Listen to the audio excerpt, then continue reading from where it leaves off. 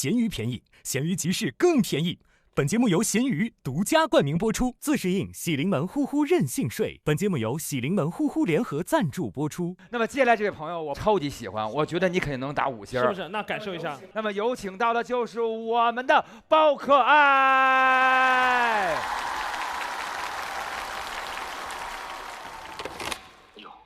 能看着我吗？哎呀，能看着呀。我给你看我这是什么地方啊？我让你们瞅一眼。我录节目呢，但是我先领你们参观一下这个屋子吧。从这里面走进去就去讲段子。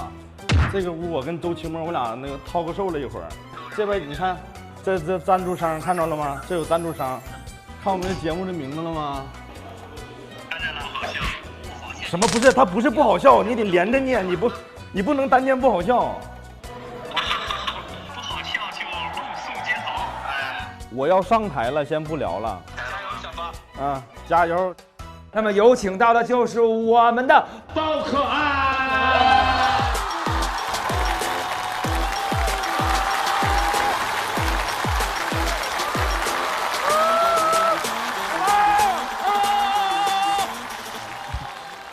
可爱吗？可爱可爱可爱！你们好，我是今天的第3个演员，叫包可爱，欢迎你们来到我们的演员现场，欢迎朋友们。给大家做一个自我介绍，我是一个内蒙人，蒙古族啊。其实讲脱口秀对我来说有点难度啊，因为我以前的工作跟这种语言行业没什么关系啊。我以前是一名格斗运动员啊。哦，这没什么。我以前是一名国家2级运动员。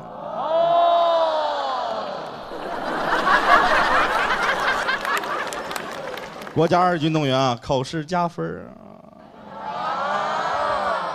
我是蒙古族啊，考试也加分，他妈高考没考上。真的是个格斗运动员，但我发现其实练格斗并不是很适合我啊。退役之后就开始找工作，我找到人生中的第1份正式工作是送外卖。送外卖这份工作真的给我带来了好多烦恼，真的。外卖平台啊，在我们每次接单之前，总会让我们答一些题，但我觉得那个题真的太简单了，朋友们，就没有人会答错那种题，你知道吗？每天一上来都是，以下说法正确的是 ：A. 看到客户的鞋很漂亮，直接穿走；B. 和客户发生争吵，直接动手打他；C. 饿了偷吃客户的外卖；D. 遵纪守法。就会有人答错这种题吗？不会呀。答案很简单，选 A 呀，直接穿上漂亮的鞋就走了。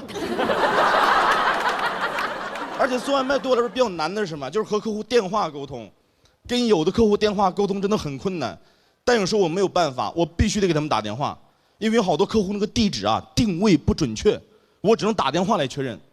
但你知道吗？给有的客户打电话，你就感觉不是在给客户打电话，在给绑匪打电话。那送的也不是外卖，是赎金。哎哥你好，我到咱们小区了，咱家在哪栋楼啊？我在窗上看到你了。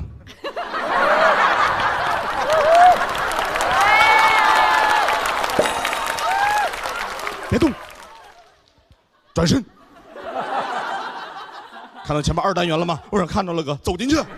我说进来了哥，再去3单元。我说有个3单元我也来到了哥，上9楼。把外卖放那个鞋箱上，我说放到了哥，每次都让吓死我了，你知道吗？这不是我最害怕的，我最害怕的是晚上送外卖。晚上我一个人骑电动车走夜路真的很吓人，你别看我是大小伙子练过格斗，一点用没有。晚上我一个人在那个阴暗的树林里面骑着电动车，骑着骑着后边人拍了我一下，我也不敢动接着骑，你知道吗？骑着骑着啪又拍了我一下，回头一看，是我箱子盖儿折过来了。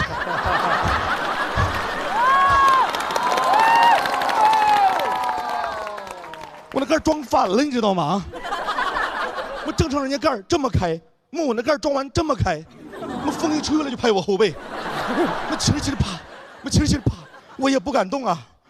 我老听别人说，人肩膀上有3把火，你一回头就灭一把。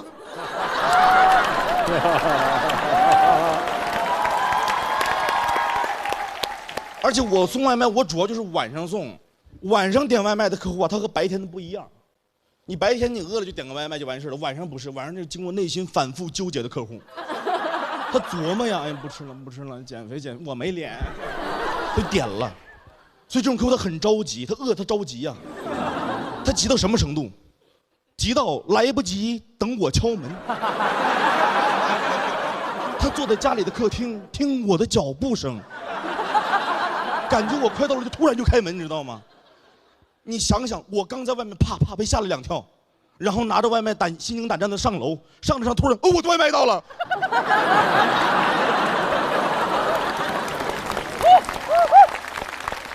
大家都点外卖，我现在我也点外卖，但是我更在意那种外卖的那个好评跟差评，因为我送外卖，我真的见过有很多外卖那个餐厅吧，它不卫生，真的，我有遇到过一次，有一个客户点了个炒面，我就在那儿等那个炒面，我就看那个厨师炒着炒着呀，那个面炒出来一半，然后他用手抓了回去，我当时特别难受，我送那个外卖的一路上我都在想，我说如果我把这个事情告诉了我的客户，我很可能会因为这个不必要的麻烦呢，把这个工作弄丢了。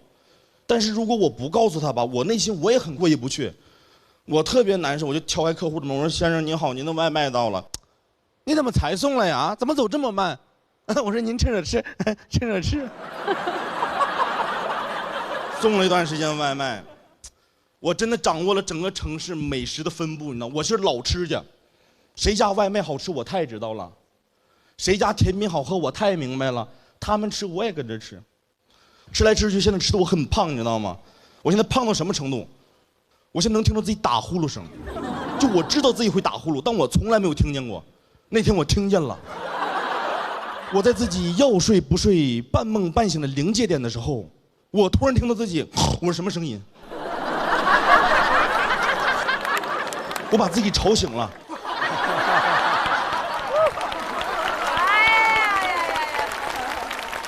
我挺害怕，我下载了一个睡眠监测软件，这个软件可以监测我整宿的睡眠质量。打开软件开始睡觉，第二天睡醒翻开软件一看，整宿的数据出来了，我整宿呼噜最高分贝77分贝。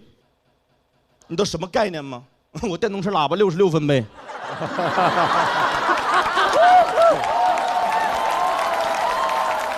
我滴了一整宿喇叭，整宿发生憋气35次。括号短暂失去呼吸。我说完了，这人不要没了吗？我说啊，赶紧减肥吧，办了一张健身卡，去健身房减肥。但我到了健身房啊，我就发现其实健身房真的很不适合这种胖男孩减肥，你知道吗？真的，因为健身房那个地方没有胖子，你去健身房看，那个地方一个胖子没有，只有我一个人是胖子。我说怎么了？我说大家是在家里练好了再办的健身卡吗？健身房不适合我。寻找一些别的减肥方式，我找到一个比较好的个减肥方式，食谱减肥法，7天饮食给你做规划。第1天饮食规划，夜断，夜断的意思你要喝一整天的饮品，渴了饿了喝饮品，我爱喝饮品，我那天喝了一整天奶昔。第2天水果自由，我爱吃水果。第2天我吃了一整天榴莲。第3天很重要，摄入蛋白质烤肉自由。我爱吃烤肉，我那天吃了一整天烤肉。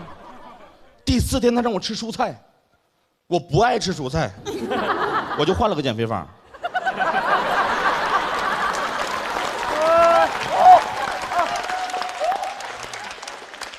还是食谱减肥法，也是7天饮食做规划。第1天饮食规划，摄入蛋白质烤肉自由。我说重新吃1天烤肉吧。第2天水果自由，我说再吃1顿水果吧。第3天很重要，他让我吃蔬菜。第3天他就让我吃蔬菜，我不爱吃蔬菜。2套减肥法胖了5斤。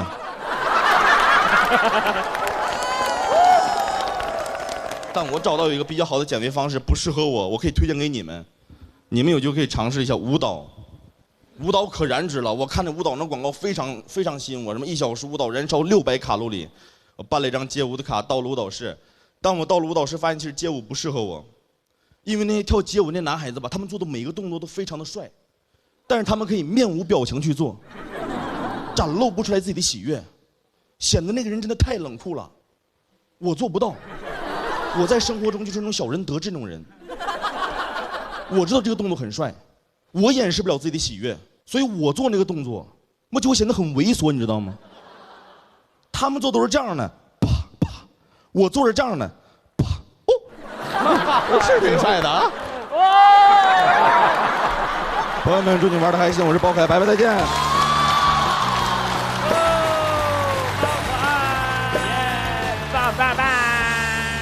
怎么样？这个5星了吧？不这个错，真的不错，非常有观众缘儿那种感觉，可可爱爱的。我知道肥胖这件事有一个问题，就是很多时候我们只能把它当玩笑开，但是它其实对于肥胖本身来说，真的是个很大的问题。而且，但凡能有恒心减，他也就减了，因为这事真的很难。但是我们衷心的祝愿包可爱能够瘦下来，起码是不打呼噜了，对吧？对，谢谢包可爱，谢谢。我非常喜欢包可爱，我觉得包可爱无论去哪一档那个脱口秀节目都是能晋级的人。好嘞，下一位也是我们的新人演员，他来自南京俱乐部，他是一位老板，有请孙悦。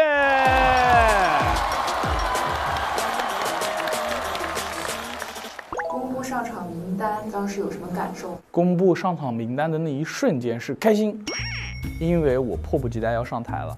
我其实入行时间还是比较早的，在国内，我是17年开始说脱口秀，跟我一起成为很好朋友的杨蒙恩、毛东、贾浩，他们都火了。我感觉有些人特质就是忘别人，比如说我脱口秀绿植。现在是时候让大家看到脱口秀绿植了，不需要很显眼，但是能让大家感到放松和愉悦。下一位新人演员，有请孙悦。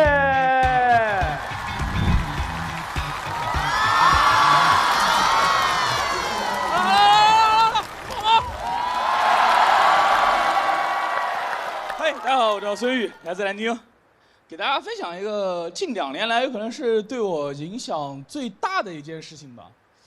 去年6月份的时候，我的父亲因为心肌梗塞，痊愈了，放心，痊愈了。吓一跳。也不能说痊愈吧，他现在打麻将不能胡太大，他听一个很大的牌，然后就在那边，哎呦，3家就开始防守，没有人敢点炮。因为他们不知道点炮之后是给钱还是给份子。那天下午，我突然接到我爸的电话，我有点意外。我跟我爸的关系基本是无话不说，没有话的时候不聊天，纯吵架。我爸他特别反感我说脱口秀，他认为你们说脱口秀就是家丑外扬。我说那是原生家庭的创伤。他说你们哪有那么多原生家庭创伤？你知道吗？我为了维持这个家，我做了多少事？我突然回想他这么多年，没有。我老子无为而治。然后吵到激烈的时候，他就会丢下一句话说：“你们在舞台上说脱口秀就是小丑。”我就急了，我说：“那你生活中就是老登。”他说：“那我就不跟你一起生活，我回农村，回老家一个人住。”但是全家人劝说你年龄大了，身体又特别差，一个人回农村，但凡有任何意外，没有人能照顾到你，全家人都反对，只有我妈的态度不一样。我妈说什么一个人，她初恋还在那个村呢。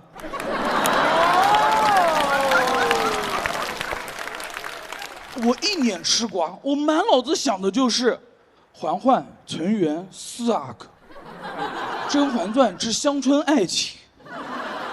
我都怀疑我爸都不是不喜欢我说脱口秀，他是不喜欢我。我是庶出。最后没办法，我父皇还是执意下野，拦不住。然后在那之后，我们就很少联系。所以这次突然给我打电话，我心里面就咯噔一下。电话一接，喂，你好，我是江苏省连云港市灌云县人民医院。我想行，不是初恋，是医院，还好。然后对面说：“你好，您的父亲现在心肌梗塞，需要立马手术。”他说：“作为家属，你要知道这个手术有一定风险，大约5%的死亡率。”朋友们，5%这个数字其实挺微妙的。我玩那种抽卡的游戏。5%啊，我知道大概率抽不到无所谓，但是抽我爸我感觉是100%。我说这么高的概率吗？医生，他说你放心，这个呢是个数学统计上的结果。我说那主任您呢？他说，1月份到6月份，一共126例，全部成功。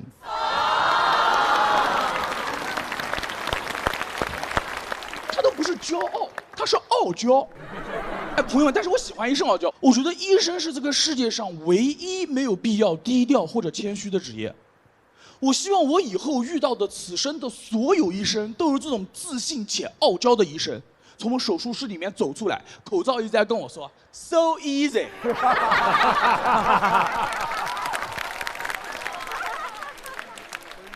简单。他甚至可以拍着我的脸跟我说“去交费”。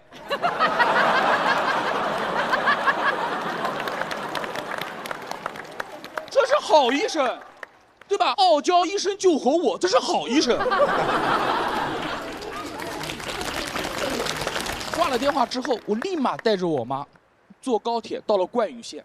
下高铁的时候，手术已经做完了。我到了 ICU 的时候，正好看到那个初恋坐在床头照顾我爸。我那一瞬间，我都不知道怎么喊那个阿姨。我额娘，大清完了。我想了半天，我说。就叫钱妈吧，叫钱妈。当时我妈坐在这儿，钱妈坐在这儿，我爸躺中间。你不知道是麻药劲没过，还是不敢醒啊？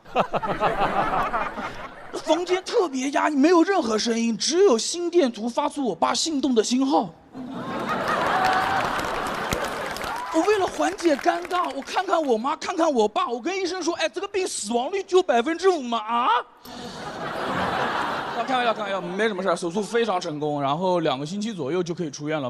然后办出院的时候，能看得出来我妈这么多天不开心，我爸也看出来我妈不开心了，所以他不敢出院。他跟医生商量，说要不再观察观察。万一有什么潜伏期什么的，我妈一听就来火了。什么潜伏期？只有原配，没有潜伏期。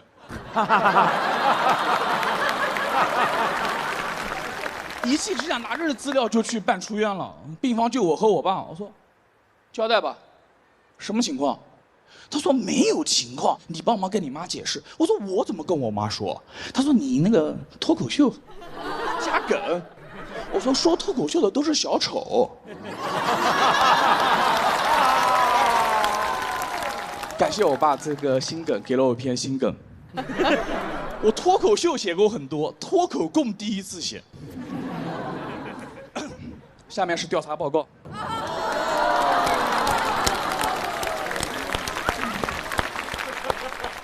调查报告，玉女士您好啊，我妈。经组织调查，嫌疑人孙某某于当天下午和老同学们在家打麻将，分别为上家张某、对家李某、下家钱妈某。据当事人交代，没有故意给下家点炮、洗牌摸手等违纪违法行为。心脏突然不适，均由清一色隆气队导致。随后被老同学们紧急送往医院救治，并由清一色龙七队垫付医药费。原计划老同学们轮流看护，正好妻儿到达现场时，轮到钱妈照顾。以上事实清楚，证据凭良心。公诉人孙某某，调查人孙玉。所以说，大家明白了吧？明白了。这件事情之后，我爸为了自证清白，他就愿意跟我一起回南京生活了。然后在家静养的那几天，我过去问他说：“现在谁是小丑啊？”他说：“是我，就是我。”谢谢大家，我孙玉。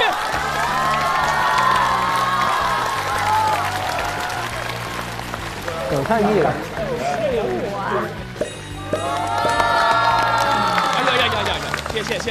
谢。你的段子听着很吓人，心肌梗塞。这个笑话写的溺死，就是这么。没事，我爸活过来了。是，恭喜叔叔，恭喜叔叔！整个还是很精妙的。对，是我，你看这些其实他都对融合的非常好，非常好。谢谢。然后呢，我们这位兄弟孙玉老师，他是一个运动员哦。你们猜一猜他是干什么的？来，大家猜一猜。这个真的很难猜。这个比格斗还难猜。击剑、舞剑。啊，跳皮筋儿。体操。健美操。啊，有人猜出来了，健美操。健美操，健美操，我是国家1级竞技健美操国家1级运动员。真内鼓，这我真内鼓。然后进了南京市专业队，然后拿了国家1级，拿了全国冠军之类的。那您是穿的特别穿的特别简单，紧身衣，就这种。加了一个小 wave， 很帅，因为这个决定是需要一个爱笑的阳光大男孩才能干的，对吧？展示一下。哎呦，真的是20年没有跳，所以已经放过。来一个！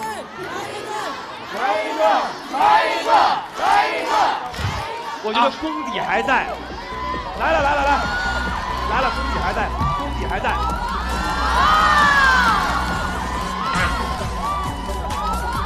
哇！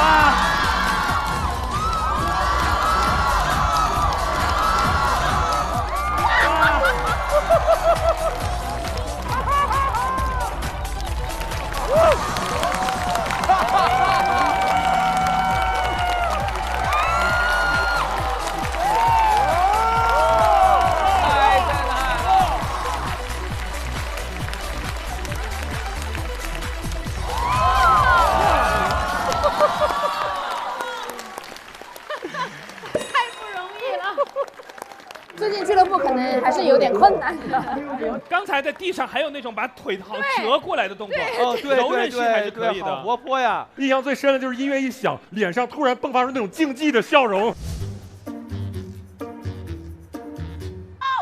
一个快乐的中年人。就是比赛的时候一定要阳光健康，充满力量，对吧？这是扣分项，一定要笑，不然会扣分。我从来没见孙玉这么快乐过。我真的没有见过。回家爸爸看到就问你谁是小丑啊？是我，还是我啊！好嘞，希望下次演出更精彩了，谢谢你。谢谢。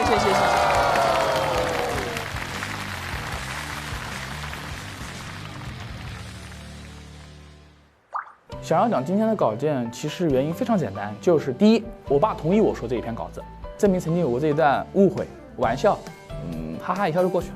第二，他觉得在电视上面能看到儿子用他喜欢的方式能把自己的事情说清楚，我们俩的关系会有微妙的改变，用来纪念一段父子感情变更的节点，我觉得还挺有意义的。今天谁的表现最出乎你的意料？谢谢涛那段实在就是。他是我心目中今天他那个跳健美操的时候，我就觉得哇，我心中要有这样一个人存在，我该活得多有动力，然后多么有活力，我好喜欢那段。那么下面这位朋友是今天的最后一位新人演员，他是第一次登上我们综艺舞台的新人演员，叫做大汉，有请。终于到我了，也等太久了。我们有注意到你在沙发上休息，第一次上场怎么做到这么松弛的？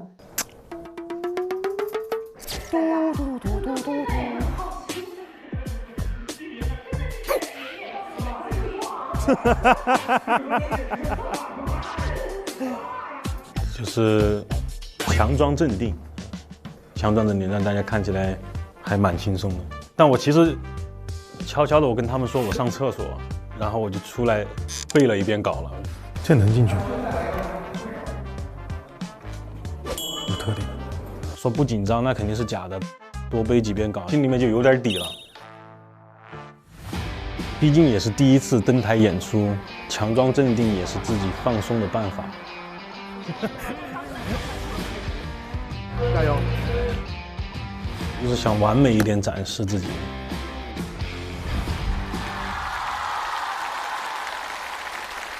哎，大家好，我是大汉。哎，谢谢，哎呀，终于让我上来了啊！他们聊了好久啊，这几个中年人啊。没有，开玩笑的。我叫大汉啊，我其实挺适合搞喜剧的。我还有一个身份啊，跟前面2个演员一样啊，运动员啊。又来了。哎呀，今天你们真好，还能挖得出来啊，还没看腻是吧？但不是健美操啊，孙玉那个我来不了的。哎，年近40高龄了，我没有那个信念感了，在这儿。没有，真的。我的项目比他好很多，是中国最好的项目。乒乓球。足球。哇！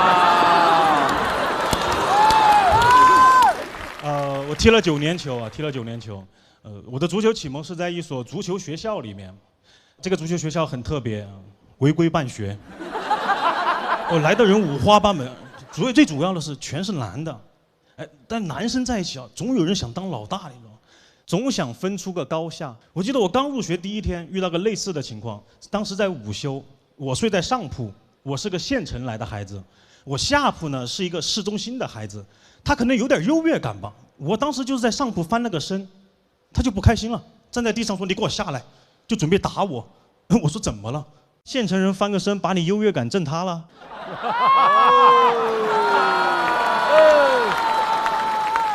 那我又没在你身上翻，这么生气，我就知道这个架你必须要打了，不然永远受欺负，对吧？我就顺着那个楼梯往下爬，没爬2步我怂了，我又回去了，因为我害怕他趁我没有站稳的时候就开始打我，那我在这个球队就永远站不稳了。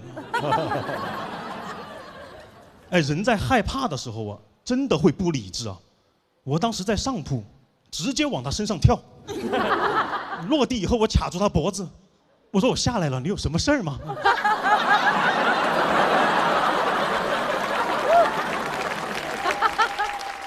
他还念念有词的，我想回家。这个午休就这么平静的过去了。下午训练的时候，等我到了训练场啊，所有队友都在传说我会武功，说会乌鸦坐飞机。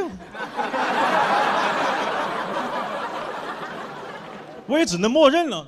他们甚至还在说不要惹我，因为不知道我是什么来头。我什么来头？我县城婆罗门。当时学校里欺负人的事还挺多的，我是觉得我还是要反击。我反击的方法很简单，就是给我妈打电话告状。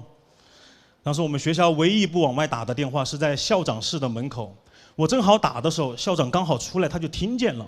等我打完，他就问我，他说：“你被人欺负了？”你告诉你妈了？那我不管你了啊！告诉我妈了，你就不管我了？你是我爸呀！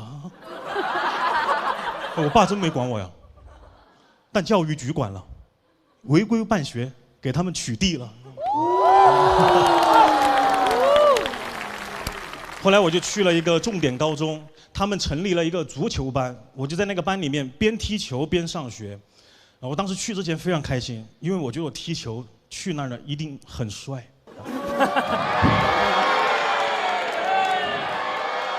一定吸引很多女孩的目光。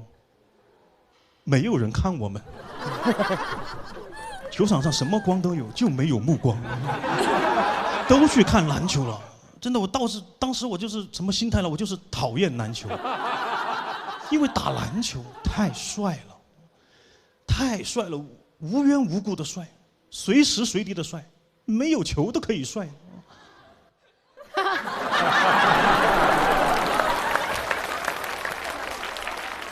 足球来不了的，朋友们，足球来不了的，我不可能走。你感觉赵四儿生气了，在那。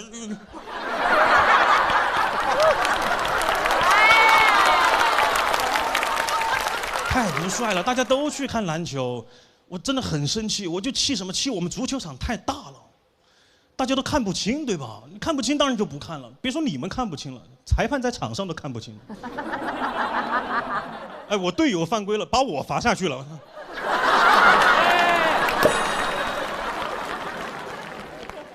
足球场真的太大了，它都不只是大，它通常用来形容大。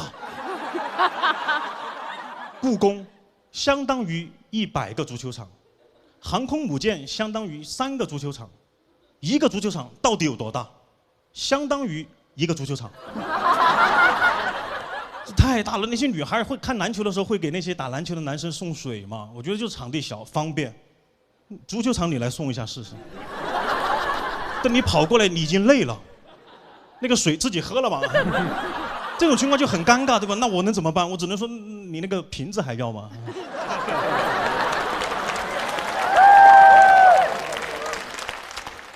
但是我在这个学校还是获得了一次出丑的那个耍帅的机会，耍帅的机会。校运会，学校安排我们3大球作为领队入场，我代表足球。C 位是一个篮球的哥们儿，旁边是个排球。哎呦，我们一入场，篮球哥们儿把球一转，那个胯下运球一做，那些女孩就开始尖叫了。哎，这个动作谁做谁帅的。我跟排球那哥们儿在旁边颠球。发癫在那儿，我一边颠还要看路，我不能把足球的路走歪了呀。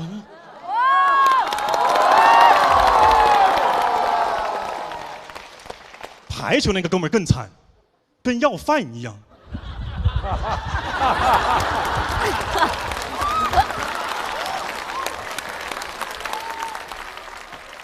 后来我也去打篮球。但唯一有个问题就是我的运动装备我只有足球鞋，我就穿着足球鞋去打篮球，在那个水泥地上啊，太滑了，就打滑，我就在那一直一场打下来，我就膝盖就拉伤了。第2天教练问我怎么伤的，我又不敢讲，我说我足球鞋不行。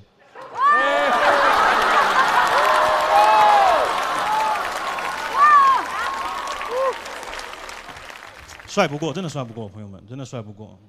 不仅现实中帅不过，我觉得那些动画片的片名都帅不过他们。篮球叫灌篮高手，网球叫网球王子，足球小将。好的，小将是个什么东西啊？我还要陪他成长版，甚至有个翻译版本叫足球小子，小子也太欠揍了，小子你别踢了，小子。没有异性缘，很少的有异性缘，对吧？我觉得周星驰是看透了这一点的，他拍一个足球题材的片名，直接就叫《少林足球》，直接绝缘，咱就不谈这个事儿了，对吧？不过我还是真心希望足球能发展得好，希望大家都可以喜欢看足球。以后我们再拍一部片子，我们就叫《足球老子》。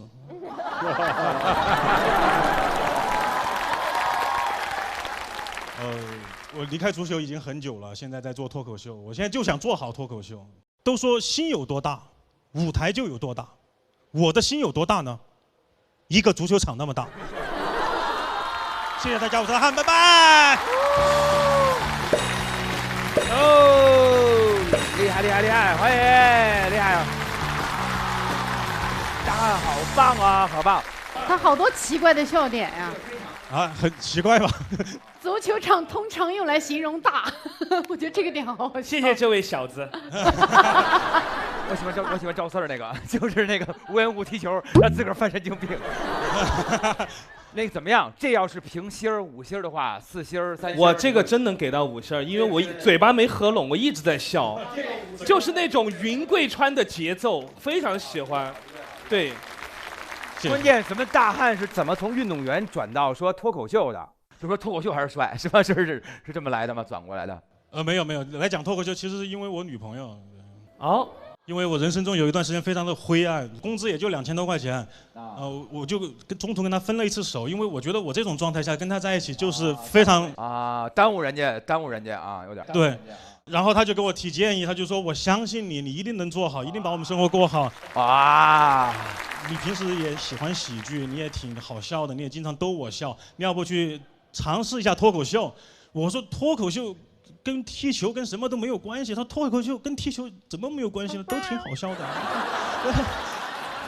来这个啊！还在出梗。关键重点是在于你演得这么好。那以后就感觉肯定如鱼得水了呀，肯定就是。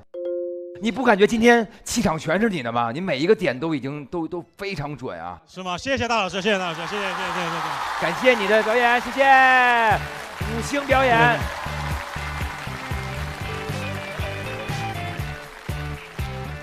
大汉这次表现特别好，他在最后一个出场给我们说了一个非常漂亮的尾。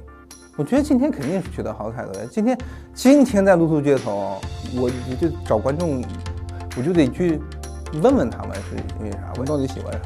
今天表现这么好，对吧？我觉得这次演出稳了，但是也得问问杨迪啊，还记得哪个梗吗？咱们看了很多好玩的这些笑话了。哇，梗太密了，对，太密了。首先就近的这个大汉，我肯定记得，然后突然跳健美操，我印象也非常深。那个表情，包括那个高铁，哎，对，还有高铁 BF。好多，对，你们都忘了最开始那个开车那大哥了吗？那个大哥也在呢，对，大哥走了，还在，要上夜班了啊，还在。那么，亲爱的各位观众朋友们，谢谢各位了，各位现在就是行使你们权利的时候了，拿出你们手中笑发财了意见卡。如果您觉得今天晚上笑得很开心，值得肯定，就多多给我们的5分的评价。你们各个意见我们都会看的，希望我们的演出能让您满意了，谢谢各位。待会儿我们会接着在节目中去宣布结果。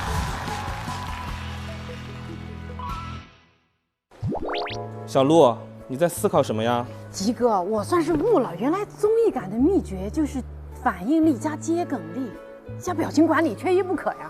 这个公式对了是可以，但是得加油才对味。啊，加油那不成了人间尤物了？什么人间尤物？此油非彼油。我说的是长康100%纯芝麻油，纯芝麻压榨，一滴入魂，纯粹对味。哦，感受一下。好香啊！通了，一滴纯正对味，一顿接梗不累。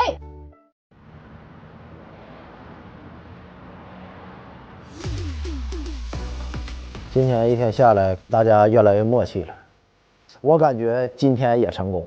我觉得今天大汉的表现让我挺意外。今天你感觉他每个梗抛的那个节奏都是一个很自然、很轻巧啊。3遍他那个段子挖的也非常细，一个高铁里的小事儿，丰富了那么多的故事，完了把整个话题都讲得非常丰满。包可爱，我印象最深的点就是他去送外卖的时候，很像那种街头的那种感觉。一个人把一个故事讲得非常有画面感的时候，我就觉得很考验功力。感觉选手们渐入佳境，状态都很好。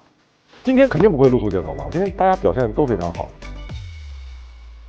首先，我们所有人要给我们自己掌声鼓励，太棒了！我们又是表现非常好的一期，每期我们都有固定环节要读一读好评跟差评了。先说一个好评吧，好评5星。杨迪，真的太全能了啊！我吗？竟然是第一次讲脱口秀吗？太稳了，太厉害了！顺嘴说一下，我也遇到过态度很差的老板，共鸣度拉满。迪哥讲的不仅好笑，而且解气，嘴替本替了。想看迪哥跳1万遍依赖摇，也支持。其实已经跳够1万遍了，已经版权都买过来了，因为跳太多，实在不好意思。哎，你教一下我们跳吧。你还要学舞啊？我真的累了。你没有听到那些舞蹈演员骂你吗？我聋了。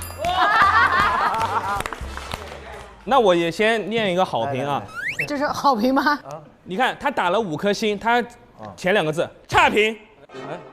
哎。手都给我拍麻了，嗓子都给我笑哑了。标题党，把被别人欺负这个沉重的话题处理得这么好笑，太厉害了！不准说自己不帅，你最帅了，足球小子，加油！我这里也有一张5星好评。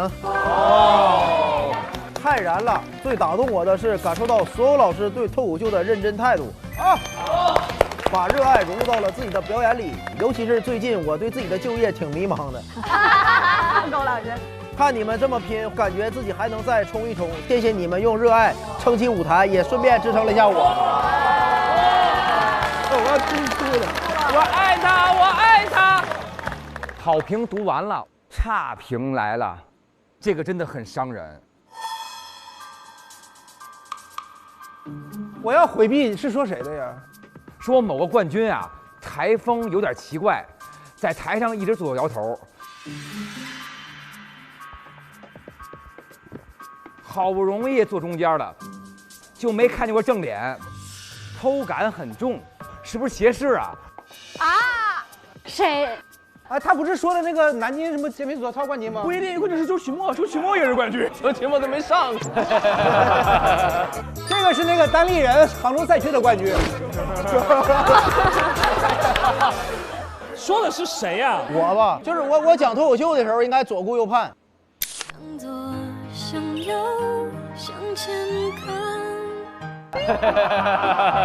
还说是不是有点斜视啊？你看一下我。这一点是有。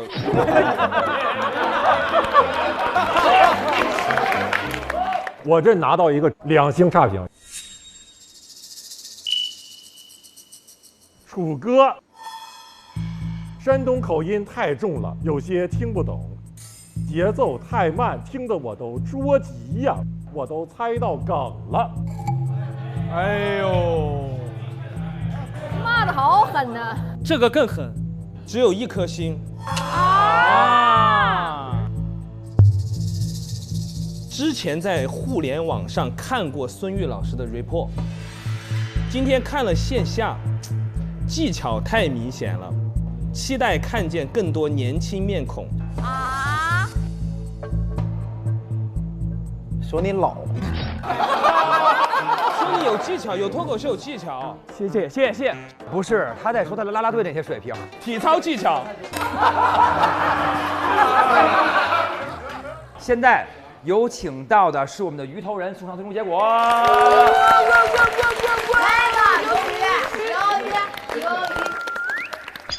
呦，你看，非得加那戏，可油了。孙玉。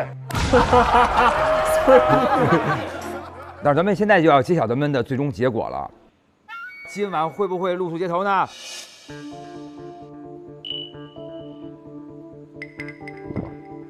这次的好评率是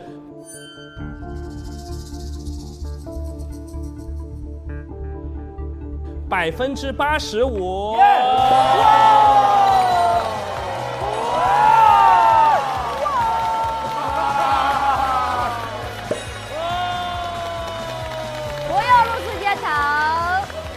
85%真的很开心，因为第一次嘛，就是想完美一点展示自己，感觉首秀是比较成功的。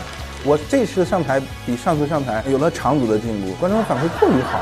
我今天上台时候是有点紧张，观众评价其实也对，因为我这个语速太快了。下次上场我一定要用我最有底气的段子。今天整场的演出，我个人是非常满意的。观众笑了，就是演员最开心的事。通过这一期，我们都能看着观众很善良，然后大家都很懂我们，我们玩的也都很开心。希望下一期能录得更好。更厉害的是，我们有一个重磅奖励今天我们几位这个主理人会根据全场表现评出2个 MVP， 他们能获得拍商务。哇！拍商务就能挣 money。谁愿意再拉拉票啊？我经常在竖屏出现，我也想在横屏里面出现一下。他的身高很适合拍横屏。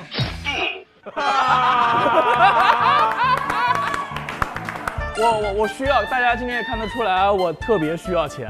我有儿有女，有俱乐部要养，我要给我的员工发工资。这样的我拿到之后，我约你专场。我就你施舍呀。我年纪最大，挣钱的时间也可能比大家少啊。我年轻，我要多赚点钱。我要做医美，我很关键这个东西。咱俩谁更需要做医美啊？你做不出来。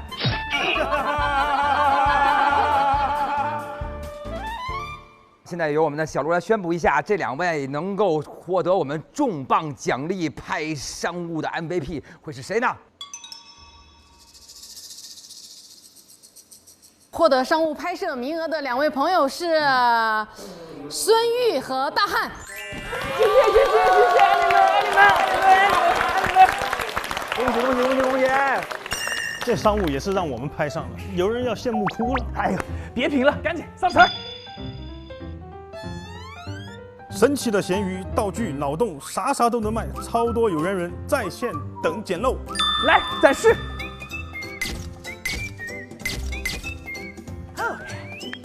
翟佳明的嘴带吐槽服务哦，卖掉了。那别浪费，赶紧把其他主理人的服务也挂上去，人脉赚起来。这脑洞很咸鱼啊！开放麦直接变咸鱼专场。走。想来线下看选手们的演出吗？打开大麦 APP 搜索“不好笑就露宿街头”，进入线下演出许愿活动页，关注你喜欢的演员，并许愿你想看的演出城市，选手们可能就会来到线下演出现场哦。毅力镜来啦！欢迎来到不好笑就露宿街头。你是真正的单口大女主，你信了吗？大张伟，下个综艺准备上什么？我是歌手吗？翟佳宁，你拿了喜单第2季的冠军，你被记住了吗？周奇墨，你还撑得起天花板这个名号吗？我就很喜欢在我们广东那边去刮痧，那个师傅每次刮我的背的时候，都会跟我说：“小伙子，你一下子就红了。”我有一个姐妹，突然问我：“哎，我耳垂看起来是不是有点胖胖的？”我说：“怎么了？是走在路上有人拜你吗？”夜爬泰山，啥都看不见，这跟戴个墨镜去爬楼梯有什么区别呢？我不仅没有高颅顶，我甚至也没有头包脸。头包脸是个什么玩意儿啊？是长了一张不能喝酒的脸吗？女主说：“我其实是你的杀父仇人。”我说不。李老师是好希望这枪是真的呀。我能打他吗？差评来了，先读一个3星的，有点像吐槽笑啊，到后面稍微有点小油腻。我觉得观众真的很难揣测，人心莫测。多少呢？3、2、1。Hello， 欢迎大家又来到我们露宿街头也要笑。这是我手上的卡片，这里面藏着今天要玩的东西。这个时候掏出我们的墨镜。大家好，我是黑灯。想敷的话也可以买，看得出来用了心思，但不多。我从来不觉得有野心、有手段是件坏事，就当你是在夸我了。大家如果下单的话，我就找他要亲笔签名。后文你坐下吧。好吧，那我们还投票好吗？我们有奖励，也有惩罚。你别回来了吧，你就蹲在那边。后面都在捂鼻子。这下不用再讲的，真内部了，真内部了。我觉得我可能明天要罢录了。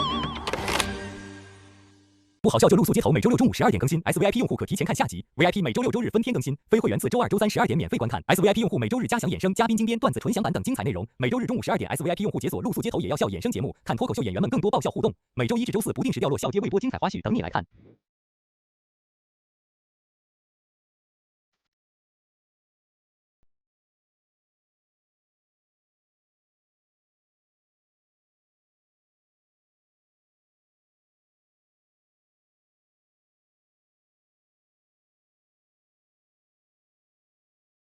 娱乐更多精彩资讯早知道，更多精彩内容尽在新浪娱乐微博综艺新浪综艺。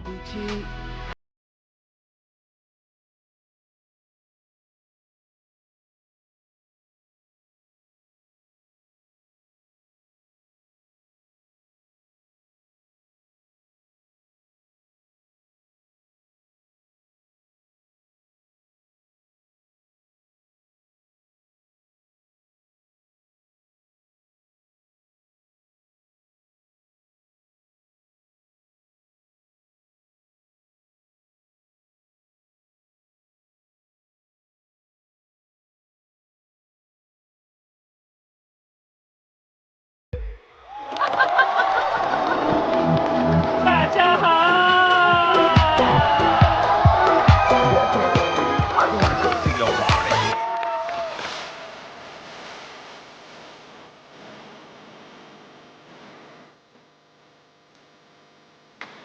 朋友们都要去。